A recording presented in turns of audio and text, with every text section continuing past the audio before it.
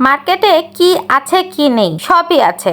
একটা মার্কেটে সবকিছুই থাকে। এরা একদিনই বসে এবং একদিনই শপিং করে, যার জন্য এদেরকে একসঙ্গে এত হাইলাইট করা হয়েছে। বিভিন্ন প্রকার ভিডিও ব্লগাররা যে এদেরকে অনেক হাইলাইট করে ফেলেছে, বাট আমার কাছে একদমই মনে হয় নাই যে এদের এত হাইলাইট করার মতো কিছু আছে। এটা এদের সাথে আমি কথা বলে দেখেছি যে এরা মেলা দিয়া যে হাটটা আছে বনশ্রীতে, মানে এখানে যারা বসেছে তারা সবাই হচ্ছে হাটে হাটে বা বিভিন্ন এলাকায় সাপ্তাহিক যে মেলাগুলো বসে সেখানেই হচ্ছে এরা বিজনেস করে। তো এরা হচ্ছে বিভিন্ন দূর দূরান্ত থেকে কাপড় সংগ্রহ করে বা প্রোডাক্ট সংগ্রহ করে এক জায়গায় বিক্রি করে। আমার কাছে এইখানে জিনিসগুলো তেমন একটা কোয়ালিটিফুল আর ভালো মনে হয়নি। দেখেন, আমি কিছুই কিনি নেই, আমি শুধুমাত্র ভিডিও করছি আর দেখছি সবাই যে এত প্রশংসা করে। আসলে প্রশংসার মানে কি? প্রশংসা করার মতো কি কিছু আছে?